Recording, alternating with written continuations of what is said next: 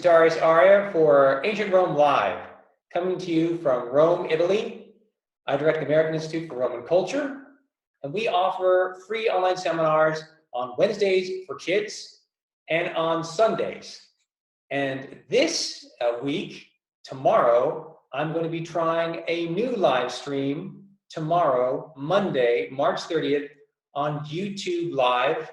Look for the link in my Twitter feed later today. So we're bringing you all kinds of content. We know a lot of you are stuck at home. We know a lot of your kids want to learn. Well, the best thing you can do right now for us and for you is to go over to YouTube, We Dig Rome, and please subscribe. We have over 100 videos in addition to these live stream seminar videos. We have so much edited content on so many sites, so many locations, all the hills of Rome, the forums of Rome, including here, the Forum of Augustus. We have museums, we have more content that's being uploaded every week. So we ask you all to go to that. Okay, we got a lot of people on here and we can get started. So I want to talk about this man, Augustus. I want to go through his life, his chronology, and interject a lot of insights, as well as remember the great buildings like the Theater of Marcellus that he left behind for all of us still to admire. Here's the remains of the Mausoleum of Augustus. Here's the Areopagus. And we'll talk about man, the legend, and legacy. So he's born September 23rd.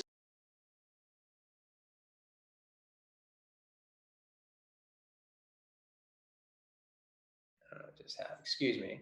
So we had a little technical difficulty. So the man was born September 23rd, 63 BC, and he is Gaius Octavius. And in the civil wars between 49 BC and 45 BC of Julius Caesar in his quest for power, he is ultimately going to be designated the heir of Julius Caesar when the will of Julius Caesar is read. That is after the assassination, right after the assassination of Julius Caesar, the Ides of March. And of course, you can go to our Ides of March video to take a look at just how that historical moment unfolded. And in the will of Julius Caesar, Octavian is named as his heir, and he has to obviously gather together his own power base. And he does so because he is now the son of Caesar. He's the great nephew of Caesar, and he is, of course, going to do so much with that name. In fact, getting a lot of troop support. The other majority of troop support and Senate support went to Mark Antony.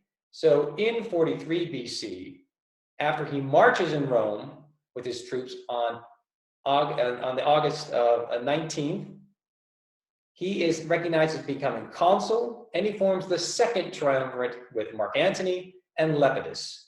That's by November 27th, and the proscriptions begin to raise funds to take away the property, take away the wealth, and the lives of many of the people that were against this triumvirate and were against Caesar. So they were not initially as lenient as Julius Caesar was after he took over in power. And the fight to take on the assassins, the Liberators, so-called Liberators, was a massive war, but the real standout general in that circumstance wasn't young Octavian, it was instead Mark Antony. And what happens is you're going to have the allotment of land and duties and functions, and it's going to fall to Octavian in the west to settle the troops from those civil wars. Mark Antony instead heads east and ultimately heads east and makes an alliance and also a real relationship with Cleopatra. They're going to have their own children ultimately. So you have Octavian in dire straits initially. So all this magnificent constructions of Augustus, that's coming so much later in the story. But what he has to do is he has to take care of himself.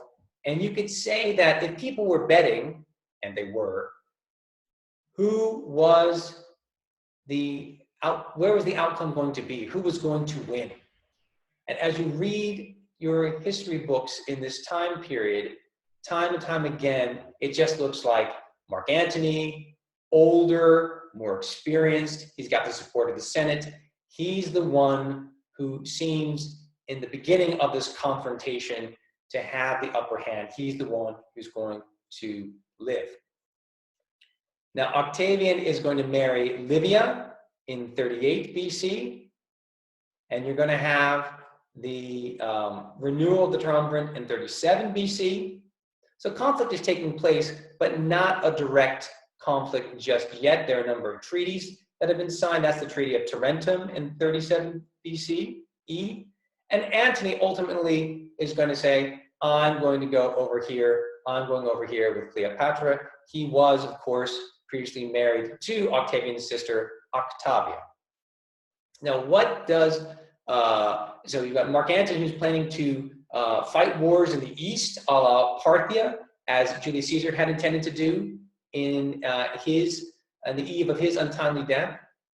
And Octavian has to take on his rivals in the west, in particular, the son of Pompey the Great, Pompey the Great was the arch rival of Julius Caesar. Now his son is still a factor. His son has a great naval force that ultimately will be defeated in the Battle of Naulochus, and the person who's going to do that is going to be Agrippa, the right-hand man, the best friend of Octavian. That's taking place in 36 BC. And in fact, we can start to think about the constructions in Rome. We can start to think about how Rome is going to be transformed. He finds it made of brick, he leaves it made of marble, or at least marble veneer. Well, the vow for a temple of Apollo was at the Battle of Naulochus. So you have to think about that. Octavian's also campaigning in Illyria around 34, 35 BCE. And then by 34 BCE, it's becoming very clear more and more that it's really going to be not this triumvirate of three men, Lepidus, Octavian, and Mark Antony, but a real confrontation. It's always been this Octavian and Mark Antony. So that's really where we're heading toward. And this war, we have a lot of imagery, we have a lot of statements, but the main thing is where's the power base, and consuls and so many of the senators, hundreds and hundreds of senators, will flee Rome and go over to Antony's side by 32 BC. Then we have 31 BC. The Battle of Actium, September 2nd. And who again is the general for Octavian? Agrippa.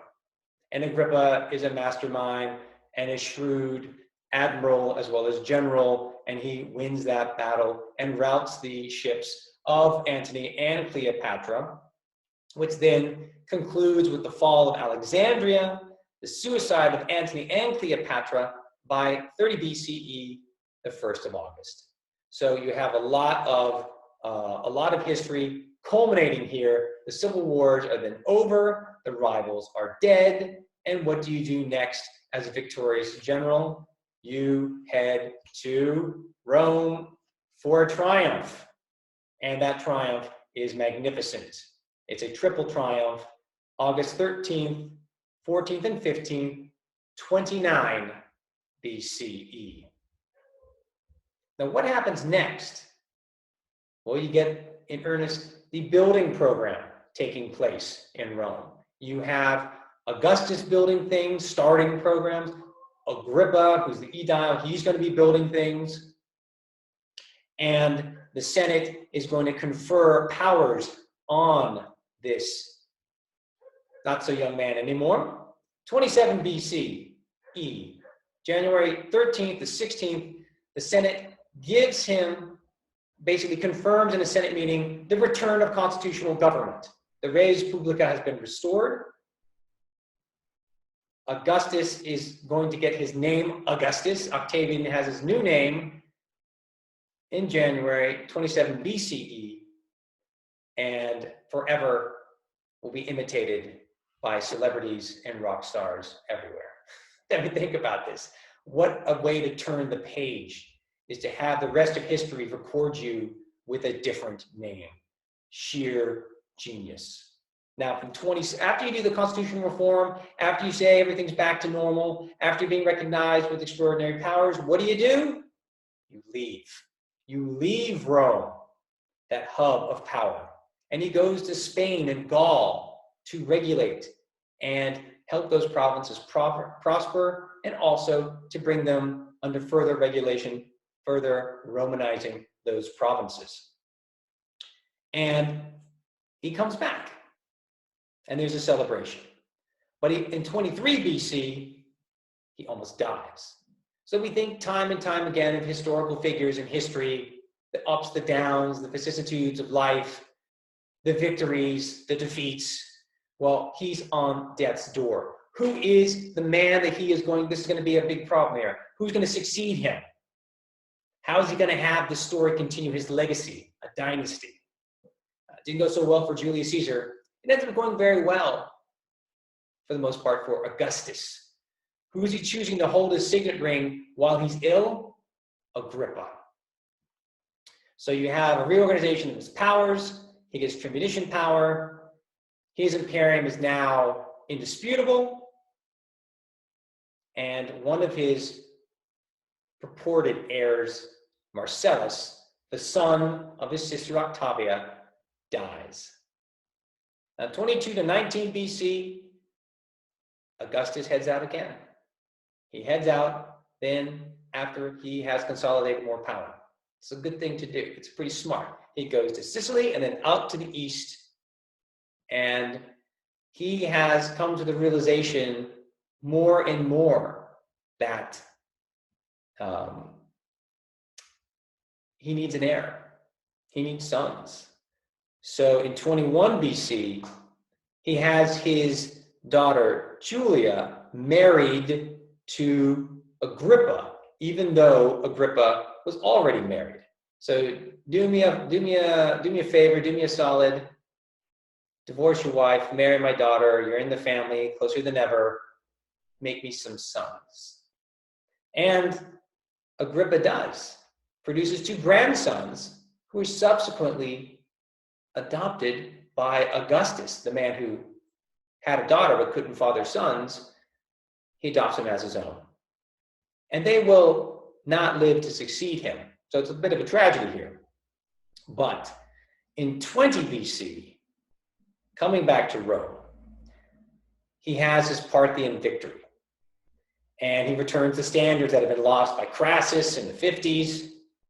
And he is celebrating a kind of a triumph. It's not a real victory triumph in the form, because it's more about a kind of honorific or metaphorical almost triumph.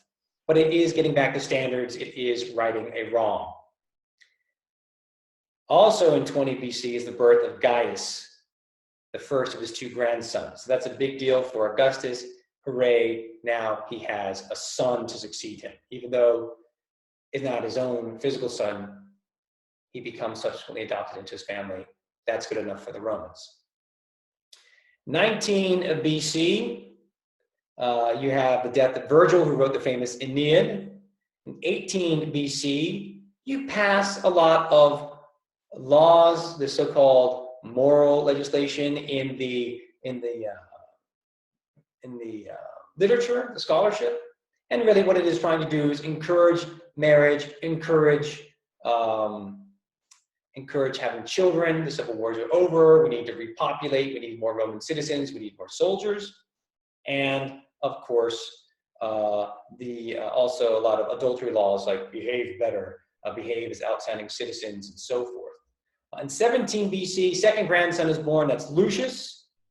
And at that point, both sons of Agrippa and Julia are adopted as his own children. And 17 BCE is a big deal, because by the Roman reckoning, the Roman calendar, it's time for the secular games, something that you're supposed to see once in a blue moon.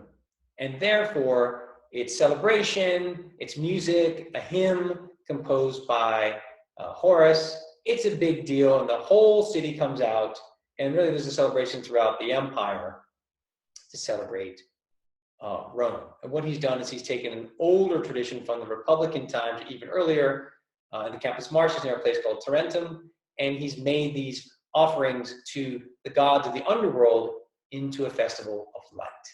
And who is Augustus's patron god? It's Apollo. And that temple that he vowed, the Battle of Naulochus, way back when, in 36 BC, has become the magnificent temple of Apollo, Palatinus, really then reconverted into celebrating not the battle against Sextus Pompey anymore, but really celebrates the Battle of Actium. He's kind of jerry-rigged the meaning of the temple that he originally vowed against the battle in Sicily. And so that is one of the many magnificent temples that he is going to be building. 16 to 13 BC, he's on the road again. He's back to Gaul. And, so really you have a lot of movement of Augustus. Although so many times we talk about his lasting legacy in Rome and his monuments, like we're seeing the Mausoleum and the Areopagus, it's really also about what he does in the provinces. And if you want a great look at Augustan Rome or Augustan Roman Empire, go to southern France. You go to Gaul to see magnificent Agrippine, Augustan era monuments constructed. Now, what happens in 12 BC? In 12 BC, Augustus is given the title Pontifex Maximus, a title held by his father, Julius Caesar. But after Julius Caesar died, somebody else was nominated the Pontifex Maximus. And the sort of shrewd politicking that Augustus does is that he lets that Pontifex Maximus live out his life. Because once you're Pontifex Maximus, you're the Pontifex Maximus for life. So what a shrewd thing, what a smart thing to do, to let that man, who wasn't a real threat to Augustus, to live out his days, and then when he finally died, to run for the office and, lo and behold, be selected. But in that year, 12 BC, you have the death of Agrippa. So what do you do with your daughter Julia? You marry Julia to your stepson. Now we talk about Tiberius. So Tiberius is always one of those great individuals waiting in the wings, the stepson of Augustus, the child of Livia from a previous marriage. And he's a very capable, very, very capable general. And he is going to be able to manage so much of what Augustus is doing, but still ahead of Tiberius are Gaius and Lucius. They still haven't died. So Tiberius will be the last choice. Tiberius will be the last man standing. But he does step aside for the other people. And he does not have, we'll see in later lectures, not quite the finesse in dealing with the politics and lobbying of the Senate and so forth, that kind of life. But he's a very capable, smart individual who also was one of the great generals under Augustus. So after the marriage of Tiberius and Julia in 11 BC, you have Augustus back in Gaul in 10 to 11 BC. And in 9 BC, January 30th, you have the dedication of the Areopagus. That's also, not a coincidence, the birthday of Livia, his wife. In 8 BC, a month, Sextilis, is named after Augustus. Now, if you go back a step, who reformed the calendar, who's associated with that forever is Julius Caesar, and Quintilis, the 5th month, is named after Julius Caesar. That's July. And now what follows at this point, Augustus feels confident when the idea comes up in the Senate, spontaneous or not, to name a month in honor of him. And that's 8 BC. Augustus again goes back to Gaul. Tiberius is also stepping out of the limelight, making way for the grandson. So he goes to Rhodes in 6 BC. In 2 BC, you have another great title given to Augustus, Father of the Fatherland, Pater Patriae. And the dedication of the Forum of Augustus. So that's all the way now in 2 BCE. And that was a very long undertaking. From 42 BC to 2 BC, you have the construction of the Forum of Augustus, which is conjoined with the Forum of Caesar, which is attached to the Forum Magnum. There it is behind me, the Forum of Augustus, with the temple of Mars Ultor, Mars who avenged the death of Julius Caesar. Now in 2 CE, Tiberius returns from Rhodes because you've had the death of Lucius. Julia, who's another very interesting individual, for her possible involvement in a conspiracy, and there were many, against Augustus, she is banished for life. In 4 CE, Gaius Caesar dies. So now Augustus has no choice but to adopt Tiberius. Tiberius is also asked to adopt Germanicus. So you've got a lot of issues coming up here. 6 to 9 CE, a rebellion in Pannonia around what we call Austria. Then the famous defeat of Varus in Germany, a great loss, 3 whole legions. And the man who really saved the day, you could say, is this very competent general, Tiberius, who is also now the successor designate of Augustus. These campaigns run from 10 to 12 CE. Augustus is going to write his final will. Germanicus is going to campaign in Germany. But it's Augustus who's really setting up what the succession is. He's looking for legacy at this point. He's looking for closure, and he fully acknowledges that Tiberius will succeed him. Augustus dies in Nola, so that's not in Rome, but in a little town, Nola, on August 19th, 14 CE. And by September 17th, he is decreed Divus Augustus. That's succeeding the idea of divinizing the ruler. First, it happened to Divus Lulius, whose temple is in the Roman Forum still today. And also at that time, Tiberius is also named the successor of Augustus, and he gets added to his name. This is going to be a trend. He adds to his name also Augustus. So let's think here a little bit about the Emperor Augustus, as we look at some of these beautiful images of lasting monuments. There's the Augustus Prima Porta in the Vatican museums. On the breastplate, you have some images of the treaties that are signed to get the standards back from the Parthians. Beautiful, famous images of Augustus in Rome, the Capitoline Museums, the Monte Martini. And of course, here's the Theater of Marcellus in the southern part of the Campus Martius. There in the northern Campus Martius, the Mausoleum of Augustus. And right next to it today is the modern museum designed by Richard Meyer, which is the Ara Pacis, which details the dynastic monument with a great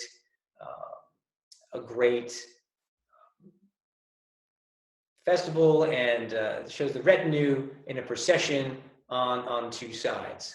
And really, this man is larger than life. All successive emperors have the name also Augustus, just as we know how important the term Caesar has been over the years. Caesar was, we have ultimately Caesar and Czar. Augustus, he is, it's a made-up name, but it really symbolizes so much of who he was.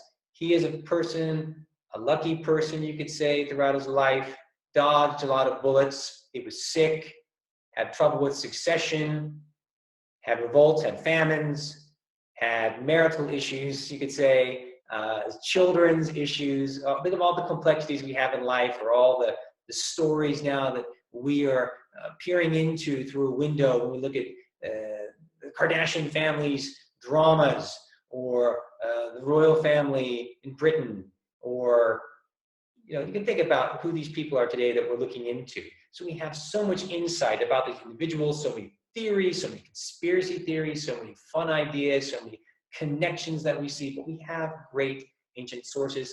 And ultimately, with the death of Augustus, we have his res gestae, an account of his accomplishments, which lined in 2 bronze tablets the entrance of his mausoleum, used by emperors and imperial family members for the next 100 years, only to be succeeded by the mausoleum of Hadrian, which is better preserved.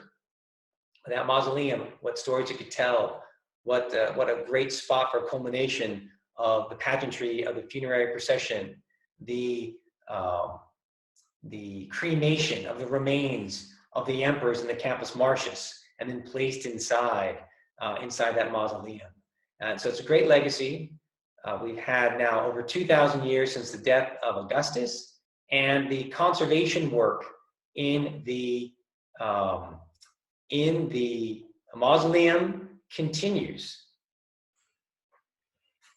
So I see we have our participants. I see we have some, I'm not seeing any questions. But I will say, thank you very much. I'm very pleased with the turnout. I'm pleased with your participation for being here today. This is going to go up on our YouTube channel. Tomorrow I will try out my first YouTube Live, and I will put that link on our social media. Please go to our YouTube channel, We Dig Rome for the Institute, and you can subscribe and follow. We've had a big number of increased subscriptions and people watching the videos, and we're so thrilled with that. For everyone at the Institute, I thank you very much. We know this is a trying time. We know that you have so many things going on in your mind. We're here to give you more content, fun content, feed your brain, and to get you to ask questions. You can always send us your questions. You can always have your kids, right, send us the questions, and if you give us their name and age, we're happy to give them a shout out. That's going to be geared towards Wednesday seminars, always at 5 p.m. Rome time. This is Darius Arya. Thank you very much for joining me today.